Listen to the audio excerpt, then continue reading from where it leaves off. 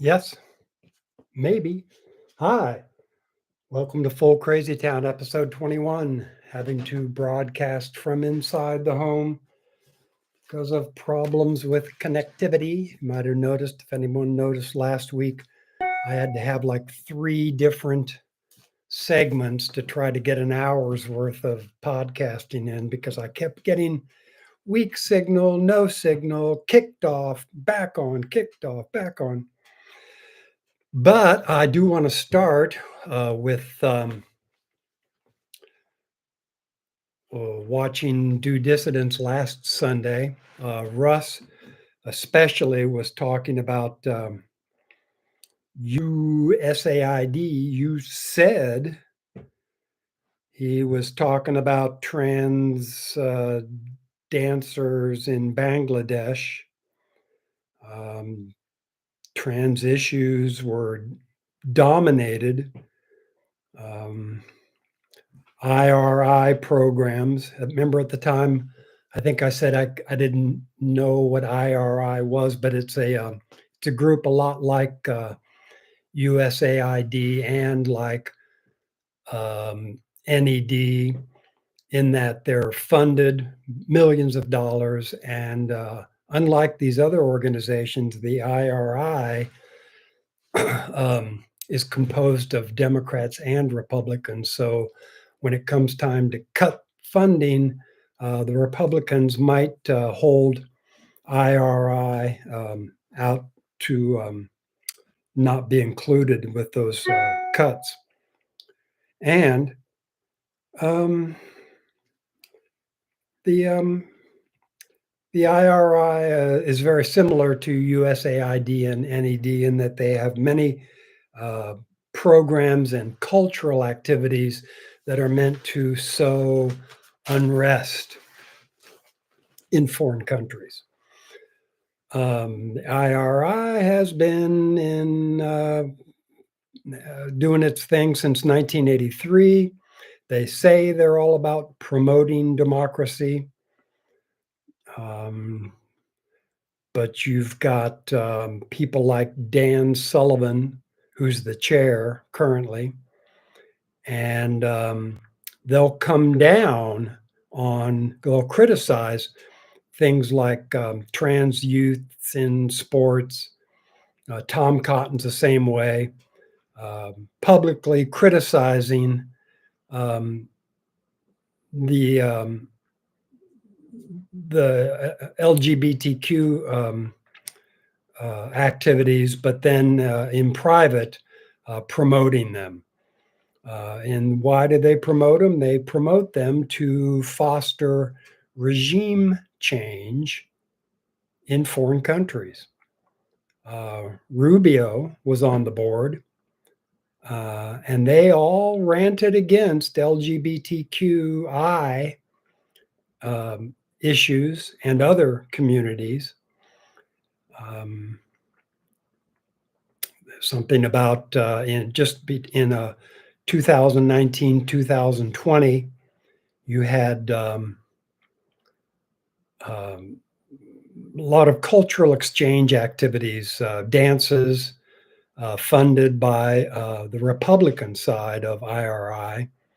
170 activists worked to overthrow Bangladesh's leadership, and they succeeded. 170. We're one little country. Yeah, baby. And the TRAs, the trans rights activists, um, were seen to be valuable societal disruptors to go in and like stir up unrest or tension or controversy, as the Brits say.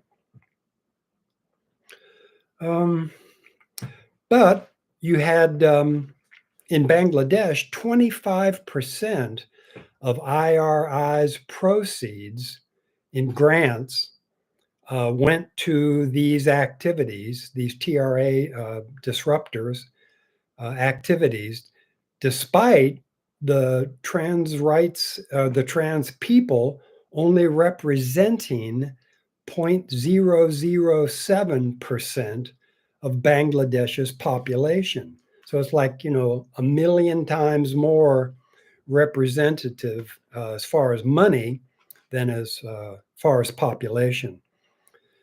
The activists from the marginalized communities persuaded to disrupt areas.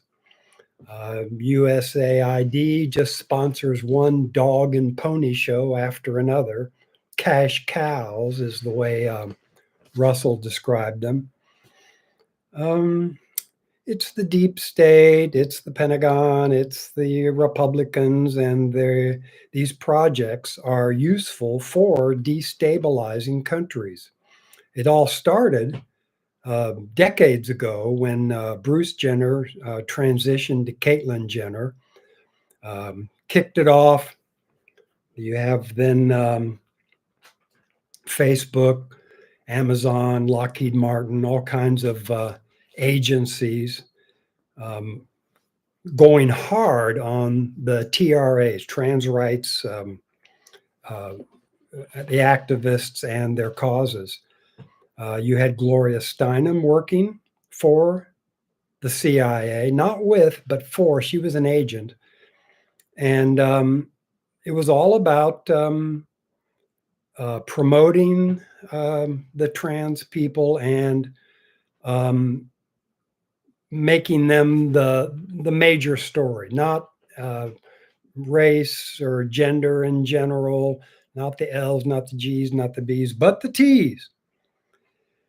Clamp down on workers and their kids was the strategy, is to get at the workers through their kids, through their school, through their book banning. You had a book called Gender Queer, very graphic, showed, I think it was either drawings or photographs of anal sex. And so, people said, no, not in the schools. Oh, you're banning books just like the Nazis in the 30s. It was a trans trap to instigate a backlash, a demand to shut them and others down. The backlash was to expose the feudal order of things, the overlords and the peons. So now it's okay to slam the trans people in Congress. Now they say, okay, well, now that Trump's in, the emphasis is switched, and all of a sudden, we weren't supporting them over anybody else. Now it's okay to criticize the TRAs, and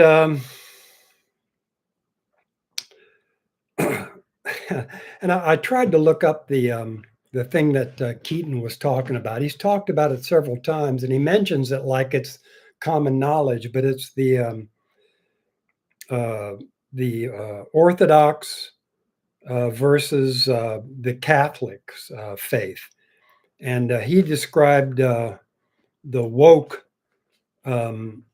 Russians as being Orthodox, and the I guess unwoke Catholics as being non-Russian or more Western. Anyway, I need to look that up more just because I can't quite figure out what they're talking about. But I do know about destabilizing the left and the workers, and to come at the kids with trans issues, hormone supplements given to kids without notifying their parents. Just issues that are so wackadoodle that they're bound to take over headlines, to dominate emotions over rational thought or what's reasonable. Really, let the kids take hormones without telling the parents, and the schools are in on it. Well, we're not going to notify the parents. Parents might say no. So this is why the Department of Education got defunded, and other organizations. They had these agendas that were just wackadoodle. So the Republicans were scapegoating the TRAs. Um, and now, with the immigrants, they have weaponized rhetoric to whip up emotions, always emotions. TRAs, emotions. Immigrants, emotions. Um, you know, any emotion is better than any rational topic. So IRI stands for International Republican Institute. Since 1983, supposed to promote democracy, but in Dhaka, Bangladesh, in December of 2020, they had 3 transgender performances in the capital, cultural exchange. And there was a correction I made about the 25%. I thought it was 0.0007%, but it's just 0.007% of the population. The Institute views gays and transgender people as uniquely disruptive actors. You know, just the perfect wackadoodle, um,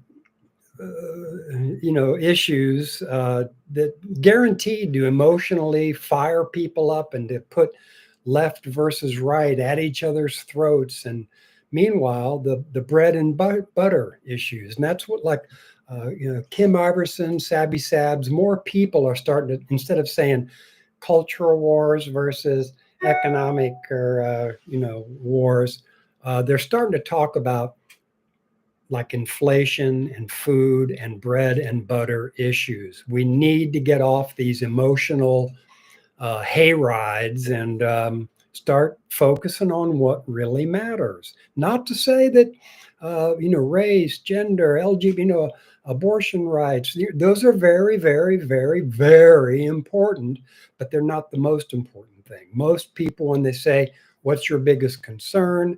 they'll say, not being able to handle a medical emergency without going bankrupt, bread and butter issues.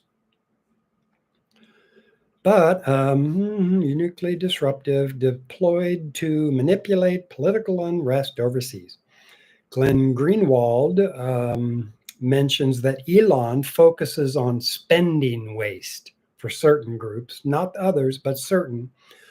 He especially focuses on woke issues, which fires up left versus right again and again and again.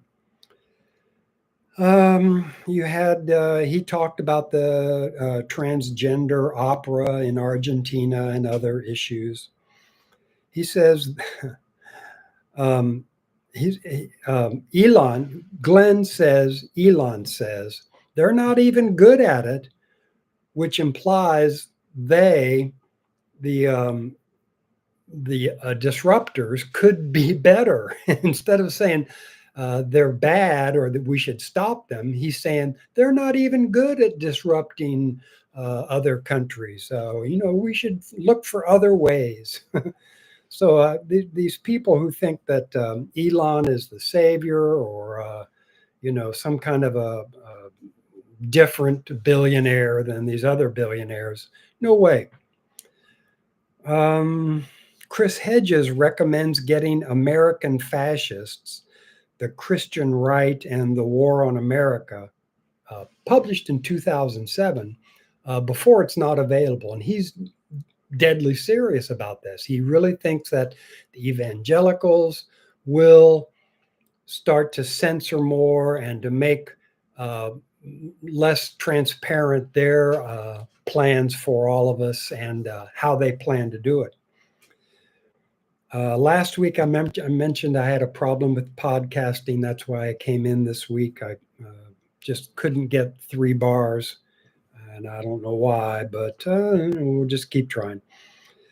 There was an article on Substack about from Professor George Callas It said the Pentagon is going to audit itself after claims of improper clandestine operations, psyops. Yeah. And that's like what it just came out about JFK MLK, RFK assassinations. They said, oh, yeah, we're going to release the files, but they don't really show anything different. One congressperson said, we're going to interview members of the Warren Commission and get to the bottom of this. Never mind that I'm pretty sure everybody commissions. I mean, on back 19 time ago. And then there's the story of Hillary's emails from Benghazi, from Libya. And you had Ambassador Stevens was sent to Benghazi to secretly retrieve the U.S. Stinger missiles that the State Department had supplied to Ansar al-Sharia in Libya without congressional oversight or permission. Secretary of State Hillary had brokered a deal in Libya through Ambassador Stevens and a private arms dealer named Mark Turry. But some of his shoulder-fired Stinger missiles ended up in Afghanistan, where on July 25, 2012, a U.S. Chinook helicopter was downed by a Stinger missile. This sent into panic. The ordnance from that attack was traced back to a cache of Stinger missiles kept in Qatar by the CIA. Obama and Hillary Rodham were in full panic mode. So Ambassador Stevens was sent to Benghazi to get the rest of the Stinger missiles. It was the State Department, not the CIA, like you might suspect, that supplied the Stinger missiles to our sworn enemies. Because General Petraeus would not approve supplying them due to their potential deadly use on commercial aircraft. So then Barry Obama threw General Petraeus under the bus when Petraeus refused to testify in support of Barry's phony claim of a spontaneous uprising caused by a YouTube video that insulted Muslims. This was an author of this article. His name was Chad Long. He says, this is treason. If you're giving aid and comfort to the enemy and they use the Stingers to down a helicopter and, Obama's throwing generals under the bus when they refuse to testify in support of his treasonous behavior, that's treason. Then from Matt Taibbi, he comes up with, you said he paid $500 billion to work with 4,300 media outlets. I didn't know there are that many in the world, but I guess there are.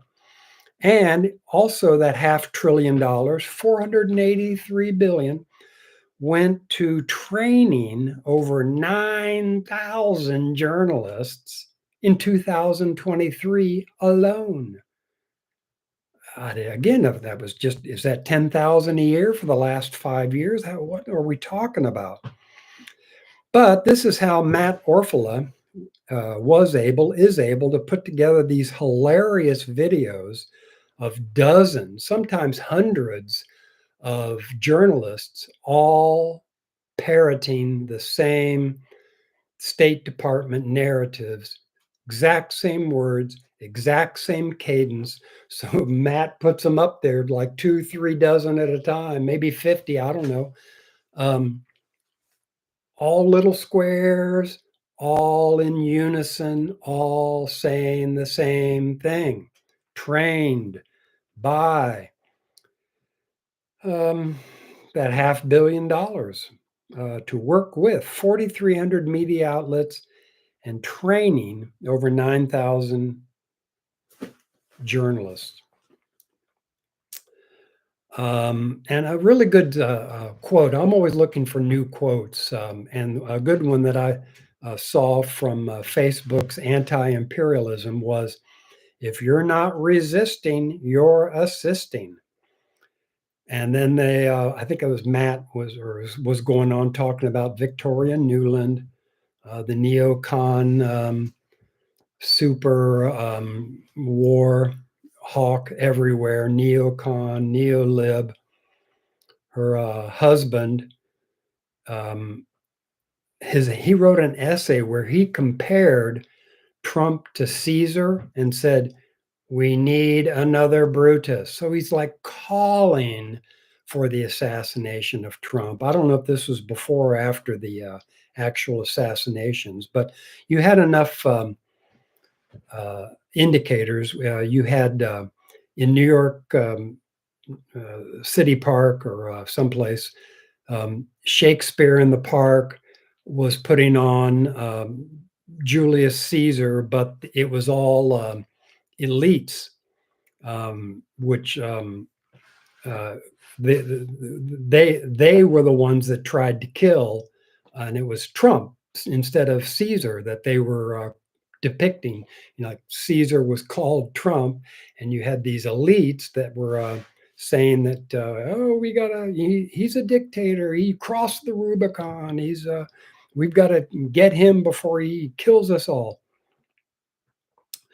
So the system will lie continuously, pick various frontmen.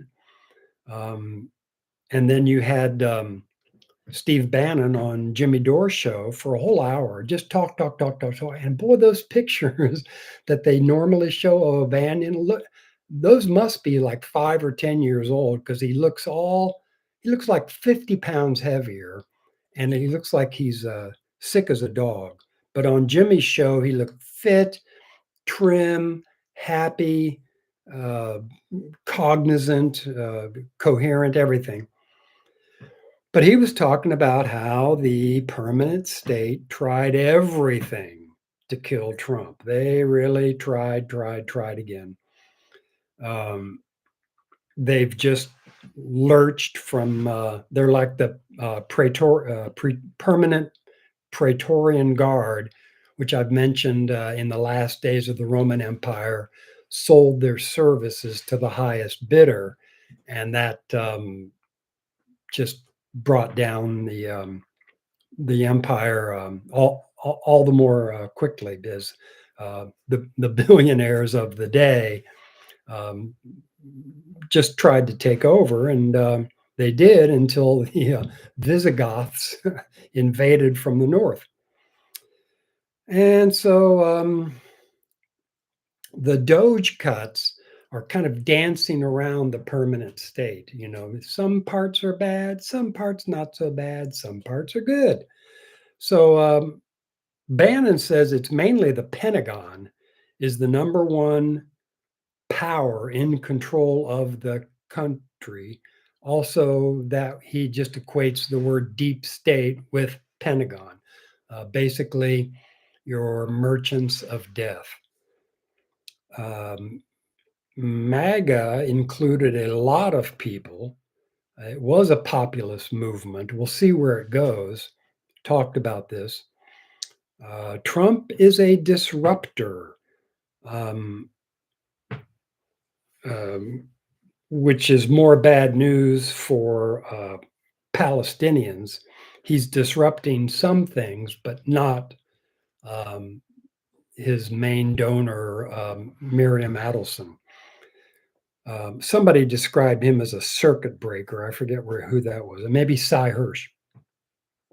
But then you had the new Secretary of Defense, Pete Hegseth, says the war in Ukraine needs to stop. Trump and his cabinet are accomplishing some good things. And just because Jimmy and Glenn and Matt and others point out some good things that Trump's doing. The emotional disruptors jump on this as a way of saying that, well, I think the quote was that Jimmy Dore and others are, in quotes, sucking Elon's balls. See, just emotional name calling, smearing, refusing to discuss the issues or to provide any context, just, sucking Elon's balls, slogans and sound bites. Yeah, Cy Hirsch was the one that said Trump is a circuit breaker. He's just breaking this permanent state of affairs that has been going on since 1776, 1779, the Constitution.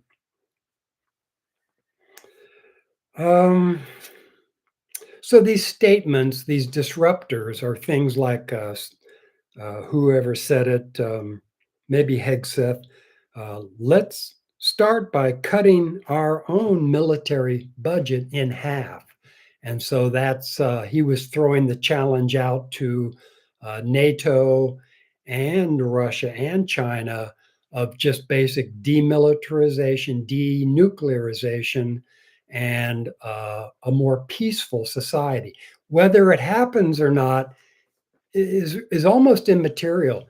No politician in the history of the United States has ever made a comment like that. They've always been, well, we're changing our name from the Secretary of War to the Secretary of Defense, back in before World War II or World War I or whatever, It's just never, never. They're extraordinarily bold statements. They're definitive. They make people take sides. So, like, are you going to be pro war or anti war? Well, I'm sure not going to be pro Trump. Well, pro Trump, he's saying he's less warlike. So, are you going to be warlike? Oh, well, I'm not.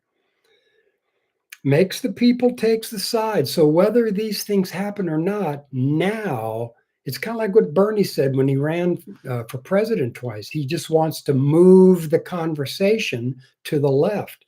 Statements like this, that moves the conversation to the left.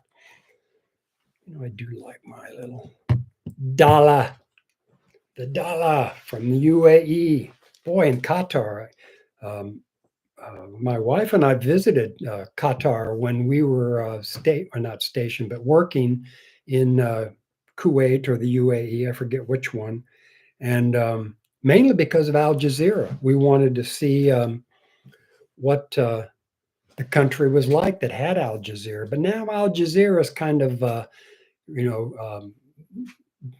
banking or putting their um, trust and publicity in with the U.S. military, which has that monstrously large naval base in Qatar. And they're the ones doing the peace negotiations for Ukraine. So they're a major mover in the Middle East. Here's Jimmy again. Let's give Trump credit where it's due. No, that was Glenn. Glenn Greenwald said that. So he's gone beyond the Bernie-isms. He's really, again, making people forced to choose and not just do sound bites and slogans. As soon as let's cut our military budgets in half, boom, the military stocks plunge. Right after that joint denuclearization was announced. So Raytheon, General Dynamics, Northrop Grumman, others, stocks almost went, they dropped about a third.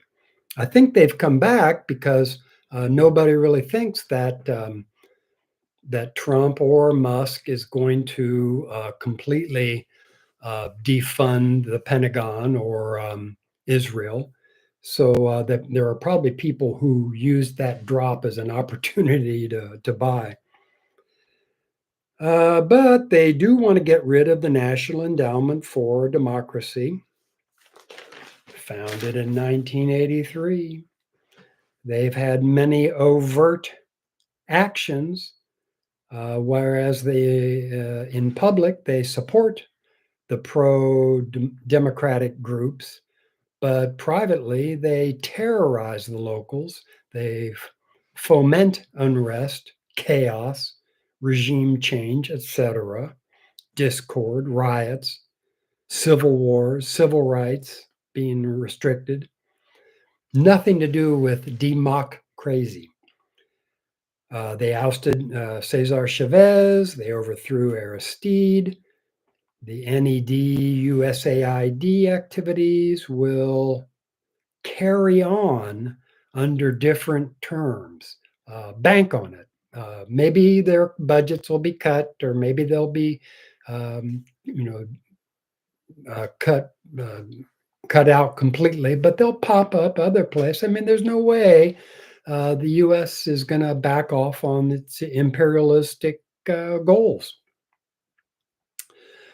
Again, time will tell. But again, bold statements, and it is a difference maker. It is changing the way people think about the United States and its goals. So we got to wait for it, wait for it. If you can live long enough to wait for it, we'll see what happens. But still, millions of money, of pounds to Britain's groups, to dollars to American groups, NGOs, government agencies. And I'm not quite sure where this came from. Somebody was talking about neutrinos and how they can go back in time, and that they're coming from Earth and not outer space. I got in on the end of this. I'm going to have to look up this stuff. But I don't know if anybody else, other than whoever I was checking this out, uh, similar to EMFs, electromagnetic frequencies, similar to the Havana syndrome that was such a big deal a few years back. And then the topic jumped to environmentalism and how um, the real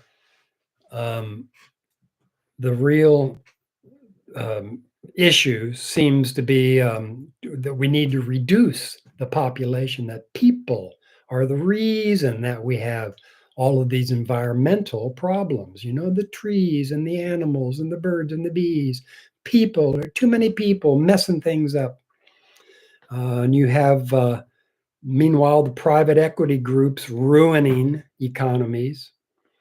Jimmy Dore had a dream where he was talking about woven time came to him in a dream. He didn't know what it meant, but like woven time. And I think Steph looked it up and she said, woven time refers to the belief that past, present, and future um, uh,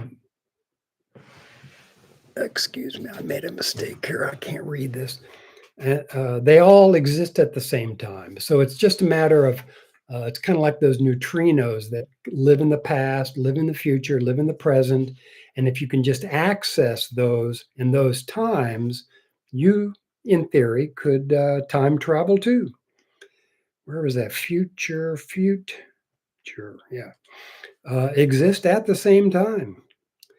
And then there's some talk about the alchemists, like Newton and Galileo, that were always trying to find things like how to turn lead into gold, or how to gain riches or power or popularity through the collective unconscious.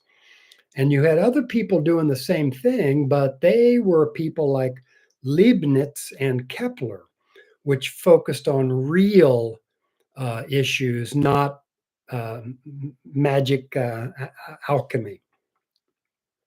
Back to the neutrinos. I don't know how we got jumping around so much, but they are extremely small particles. They work in pairs. So whatever you do to one the same thing happens to the other. If they are formed a pair, that's a form of entanglement. And I didn't really get in to figure out what the opposite of that is. They were just talking about how they work in pairs, sometimes hundreds of light years away. A tiny little particle, just hard to believe, hard to imagine, hard to comprehend. But in the Middle Ages, you had families paying for scientists to discover things that would kind of put the powerful families in a good light, like Galileo and I believe Sir Isaac also. But and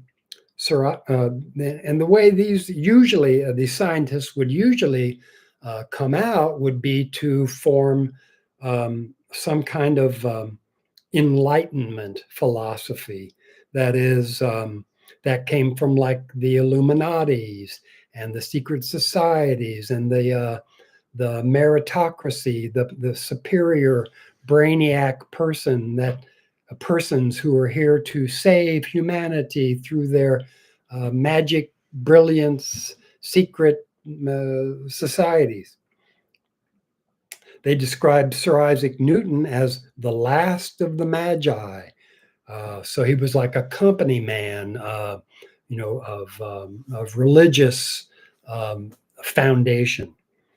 And then they went on to talk about the Anglophile bankers and the Venetian banking families and the Doge, which was the name of a Venetian.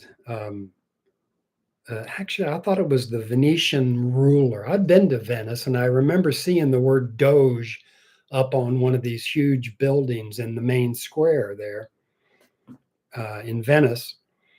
But anyway, whatever they were, it means the ones in power, either the place of power or those in power was the Doge. And Podesta, sub-leader. What was this now? Podesta was a sub-leader. I think of now, I don't know what. Anyway, in Venice, the Doge coin, the specific. Yeah, sometimes I get writing so fast I can't read what I wrote and I can't remember. I didn't have much time to prep today. Elon is barely in control of himself. That comes from Matt Taibbi. But he paints the future as will be written or determined by blood and secrets. So the ones who can cause blood, like the militarists, and the ones who have the superior secret knowledge to guide humanity to a new world order, just like the dollar bill says, eye of the pyramid type stuff. Blood and secrets. Billionaires are not in charge so much, or nor is the World Economic Forum, so much as these secret societies, the Merchants of Death, the Council of Foreign Relations. These all have to go. We have to just get to the bottom of things and figure out who's in charge and what we can do about it. Somebody suggested I go to Lyndon LaRouche and do some research, and I just kind of looked it up. He died at 97, about 6 years ago, founded the National Caucus of Labor Committee, prominent, and Wikipedia describes him as a prominent conspiracy theorist, presidential candidate year after year, civil rights advocate. He favored the Platonists, Platon people, believers like Beethoven, Mozart, Shakespeare, Da Vinci, and Leibniz over the Aristotelism philosophers, mostly Hobbes, Locke, Berkeley, and Hume, He said he was anti-Zionist, whereas he was labeled as anti-Semitic and constantly smeared. He listed the Jewish billionaire class as being the main movers and shakers of events, politics worldwide. He mentioned Sternwick at Brown University, Bill Ackman, the billionaire hedge fund activist, and then Barry Kraft of Columbia. Financially, they have leverage on the universities, including the way they got President Gay fired at Harvard and two others, Ivy League schools. Their goal is to crush resistance. That's it, to censor, demonetize, censorship, just, thought police. They want to get you before you say anything. 1984. But I don't know. Well, Norm Finkelstein came on and was talking about our focus needs to be free Gaza, free speech now. We have a right to speak. We have a right to gather. All universities need to do the right thing. So instead of these students going, oh, well, I don't want to lose my scholarship if I dare to protest. So I guess we'll just not protest this spring or this year when it gets to be better weather. We'll see. Max Blumenthal came off. He was the one that caught me up to speed on the IRI. It's a subsidiary of National Endowment of Democracy, has a branch for Dems and a branch for Republicans. Tom Cotton, Republican, he's on the board. Publicly, he's against the TRAs, trans rights activists. But through IRI, he promotes the trans rights agenda. Gender reassignment, men, trans women participating in sports, and so on.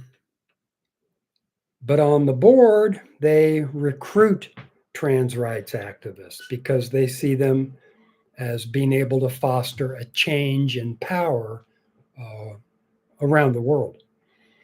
IRI may escape the budget cuts for this reason, because Republicans are on the IRI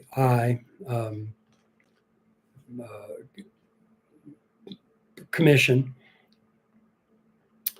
So you have the NED, USAID will be getting a lot of cuts, but maybe not the IRA.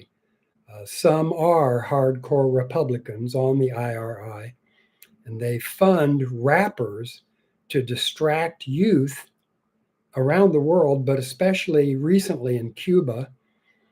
They put on concerts under cultural exchange and promote these issues that a lot of conservative Catholics are not okay with the LGBTQ agendas. They're conservatives.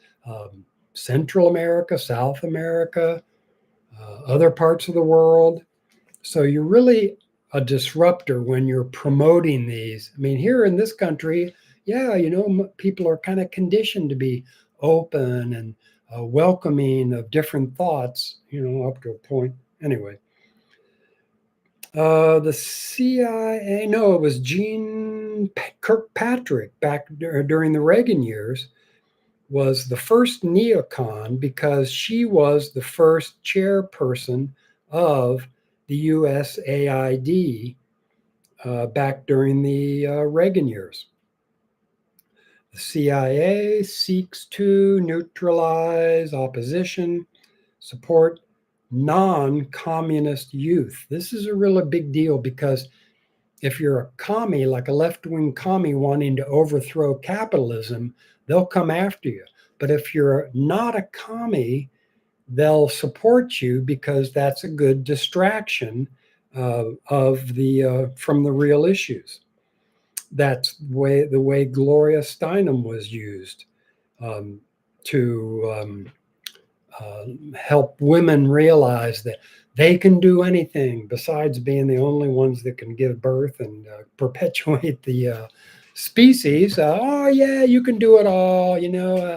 You can work and raise a family and juggle 16 balls and chew gum and not have kids. If you not even get married, we don't need kids. You need to be your own person, and you shouldn't do what a man tells you.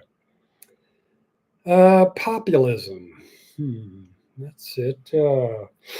Aaron Mate talking about Russiagate, Cold War jingoism, a threat to democracy. All congressional people voted for billions of dollars for Ukraine again and again. So that was the Cold War jingoism, is like, sure, we used to be against the USSR, and sure, the USSR isn't anymore. But heck, we're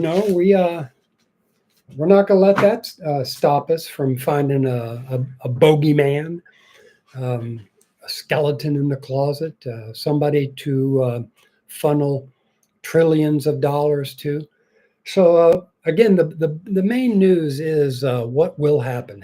Will the woke agenda be broken? Will people pick sides? What will happen? And it's different this time. It's not like a Bernie bro thing where you have Bernie just moving the needle to the left. We have Trump and Musk moving whole populations to the left or right based on, again, emotional issues. So it's all, a part of the grand scheme in a way. Trump and Musk are totally in for continuing the funding and the backing of Israel.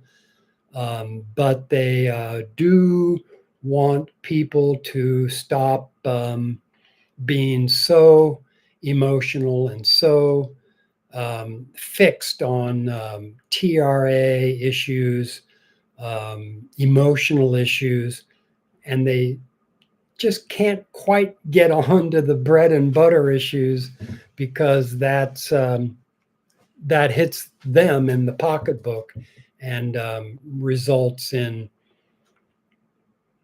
them just coming off on whatever they think. Now, I do want to see if my connection will work, so I am going to walk it back out to see if I can get on to finish up. I've just got about 7 or 8 minutes, but I do want to see if this will work because I don't like to be in the house. I like to be out in the man cave if I can and not in the house disturbing anyone.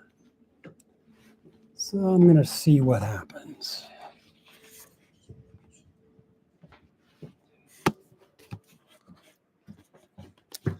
Many a tear has to fall, but it's all in the game.